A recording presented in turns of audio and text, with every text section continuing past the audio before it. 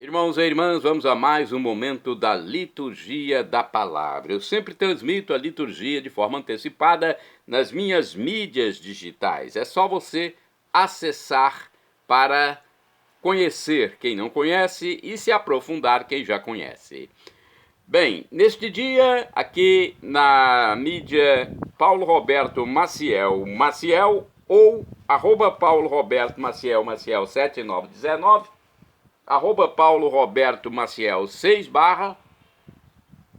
Neste dia, a liturgia referente ao dia 5 de agosto de 2026, quarta-feira, dentro da 18ª semana do tempo comum, no ano litúrgico A, quando se dá mais ênfase ao Evangelho de São Mateus. A cor é verde na missa comum, porque pode ser uma missa à escolha. Eu estou usando branco, né, em homenagem à missa à escolha, que é a dedicação da Basílica de Santa Maria Maior, memória facultativa aí, no caso, da dedicação à Basílica, né? Memória facultativa, o presidente da celebração é que vai decidir. Mas eu, então, estou homenageando a Basílica com este lenço branco no pescoço, porque se for a homenagem à Basílica, a cor dos paramentos litúrgicos é branca. Vamos às leituras. Primeira leitura do livro do profeta Jeremias, capítulo 31, versículos do 1º ao 7º. Naquele tempo, diz o Senhor, serei Deus para todas as tribos de Israel, e elas serão meu povo. Isto diz o Senhor. Encontrou perdão no deserto o povo que escapara à espada. Israel encaminha-se para o seu descanso. O Senhor apareceu-me de longe, o Senhor apareceu-me de longe. Amei-te com amor eterno e te atraí com a misericórdia. De novo te edificarei, serás edificada, ó jovem nação de Israel. De novo teus tambores ornarão as praças e sairás entre grupos de dançantes. Hás de plantar vinhas nos montes de Samaria. Os cultivadores hão de plantar e também colher. Virá o dia em que gritarão os guardas do monte Efraim: levantai-vos, vamos a Sião. Vamos ao Senhor nosso Deus, isto diz o Senhor. Exultai de alegria por Jacó, aclamai a primeira das nações. Tocai, cantai e dizei, salva, Senhor, teu povo, o resto de Israel. Palavra do Senhor, graças a Deus. Agora vamos ao Salmo responsorial, que foi retirado do livro de Jeremias, capítulo 31, versículos 11 ao 12b, 13, refrão 10d. O Senhor nos guardará qual pastor a seu rebanho. O Senhor nos guardará qual pastor a seu rebanho. Ouvi, nações, a palavra do Senhor e anunciai-a nas ilhas mais distantes. Quem dispersou Israel vai congregá-lo e o guardará qual pastor a seu rebanho.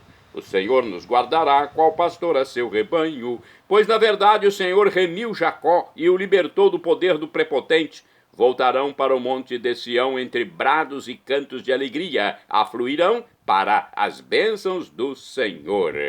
O Senhor nos guardará qual pastor a seu rebanho. Então a virgem dançará alegremente, também o jovem e o velho exultarão. Mudarei em alegria o seu luto. Serei consolo e conforto após a guerra. O Senhor nos guardará qual pastor a seu rebanho. Repetamos o refrão. O Senhor nos guardará qual pastor a seu rebanho. Agora a aclamação ao Santo Evangelho. O Evangelho de hoje, escrito por São Mateus, capítulo 15, versículos do 21 ao 28. Aleluia, aleluia, aleluia, aleluia. Aleluia, aleluia, aleluia, aleluia. Um grande profeta surgiu entre nós. e Deus visitou o seu povo. Aleluia, aleluia, aleluia, aleluia, aleluia, aleluia, aleluia, aleluia, aleluia. O Senhor esteja convosco, Ele está no meio de nós. Proclamação do Evangelho de Jesus Cristo segundo São Mateus. Glória a vós, Senhor. Pelo sinal da Santa Cruz, purificai, Senhor, minha mente, meus lábios e meu coração, para acolher vossa palavra e que ela produza bons frutos na minha vida. Naquele tempo, Jesus retirou-se para a região de Tiro e Sidônia. Eis que uma mulher cananeia, vindo daquela região, pôs-se a gritar: Senhor, filho de Davi, tem piedade de mim. Minha filha está cruelmente atormentada por um demônio. Mas Jesus não lhe respondeu palavra alguma. Então seus discípulos aproximaram-se e lhe pediram: manda embora essa mulher, pois ela vem gritando atrás de nós. Jesus respondeu: eu fui enviado somente às ovelhas perdidas da casa de Israel. Mas a mulher aproximou-se, prostrou-se diante de Jesus e começou a implorar: Senhor, socorrei-me! Jesus lhe disse: não fica bem tirar o pão dos filhos para jogá-lo aos cachorrinhos. A mulher insistiu: é verdade, Senhor, mas os cachorrinhos também comem as migalhas que caem da mesa de seus donos.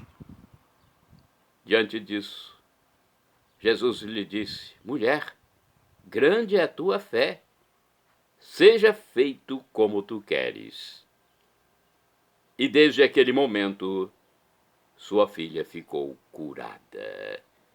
Palavra da salvação, glória a vós, Senhor. Olha, afinal, Jesus veio para todos ou apenas para alguns? Hoje parece-nos evidente que veio para todos. Vamos à hermenêutica desse texto. Mas não podemos nos esquecer de que Jesus foi um homem concreto, situado, datado. É a partir do concreto de Belém, de Nazaré, de um minúsculo grupo de discípulos, que sua ação se estende a toda a humanidade. Olha, a hermenêutica aqui do livro Pão Nosso de Cada Dia é interessante. A cena da mulher cananeia é das mais tocantes do Evangelho. Sua fé, junto com a do centurião, atua como contraponto às resistências dos fariseus e escribas, à falta de fé dos seus patrícios de Nazaré e à pouca fé dos discípulos. Está aí para nos dizer que o dom do Senhor é para quem o pede com confiança, não para quem o pretende, ou para quem, não tendo fé, pede sinais. A fé age à distância, mesmo Jesus estando ausente. Esta é a nossa condição.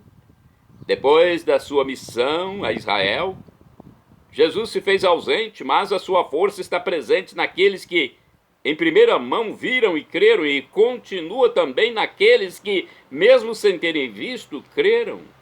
Mulher, grande é a tua fé, seja feito como queres. Só a fé dá acesso ao pão dos filhos. Os bens, inicialmente próprios ao povo de Israel, por sua vocação e pelas promessas de Deus, tanto para Israel como para os pagãos, tanto para quem viu historicamente como para quem historicamente não viu. O episódio da Cananeia mostra o limite da missão histórica de Jesus e a sua superação. A mulher aqui, o centurião antes, são a sua antecipação profética. Entre Jesus e a mulher, com a intervenção dos discípulos, trava-se um diálogo cerrado, dramático. Aparecem aqui as dificuldades que a missão cristã teve de enfrentar depois da morte e ressurreição de Jesus para deixar os limites de Israel e avançar para as nações, para os pagãos, para os imundos, impuros. Foi um momento de muita dificuldade. A fé, porém, estoura qualquer barreira geográfica, cultural e religiosa. Seu sujeito e seu objeto são, em última análise, o Deus que nos salva. Deus mesmo intervém do alto para vencer as resistências da igreja de ontem, de hoje, em relação aos outros de toda a espécie. É típica a intervenção dos discípulos: manda embora essa mulher, porque ela vem gritando atrás de nós. É sintomática de uma ala da igreja de Mateus, a reação de Jesus. Eu fui mandado somente para as ovelhas perdidas do povo de Israel. Mateus, o evangelista, mediador entre os cristãos judaizantes e os cristãos universalistas da mesma igreja de Antioquia, escreve para abrir os primeiros à missão entre os pagãos, sem que os segundos percam a rica herança de Israel. Inteligentemente estimula a santa inveja. Nem toda emulação é má. Daqueles filhos de Israel que ainda não acolheram aquele pão que pela fé sacia a fome dos pagãos. A fé abate as fronteiras, que opõem cães e filhos. O modelo é Abraão. O pai de Israel era pagão e por sua fé tornou-se herdeiro da promessa e pai do povo de Israel, conforme a carta de São Paulo aos Gálatas, capítulo 3. A imagem acabada é Jesus, Messias prometido e enviado a Israel, que através da fé dos que o acolhem é levado a todas as nações, dando origem ao novo Israel. A cananeia é a imagem da igreja que provém do paganismo. Mediante a fé, ela participa da promessa de Abraão, que por sua fé tornou-se fonte de bênção para todas as famílias da terra. Então, uma interpretação aqui muito interessante do livro Pão Nosso de Cada Dia, porque eu pesquiso em fontes fidedignas, fontes da Igreja Católica, para passar essas informações. Eu não faço da minha cabeça, é tudo pesquisado para que você, que é presidente de uma celebração, tanto missa como celebração da palavra, você tenha uma orientação segura. Vamos agora aos santos do dia. Mas antes dos santos do dia, neste 5 de agosto, pode ser realizada uma missa em relação à dedicação da Basílica de Santa Maria Maior. Então, aí, no caso, é uma memória facultativa e a cor é branca. Eu estou usando branco aqui em homenagem à dedicação da Basílica de Santa Maria Maior. Narra a tradição que Nossa Senhora apareceu em sonhos na noite de 5 de agosto ao Papa Libério e a um patrício romano pedindo a ambos que construíssem uma igreja em honra a ela. Na manhã do dia seguinte, apesar de ser pleno verão romano, o Monte Esquilino estava milagrosamente coberto de neve, indicando o local onde deveria ser edificada a Basílica. Basílica de Santa Maria Maior. Pois é, que aconteceu por uma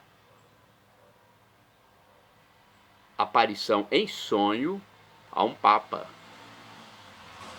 e também a um patrício romano, né? a um morador de Roma. Santo do dia 5 de agosto, São Caetano de Thiene. De acordo com o site RS21 da Igreja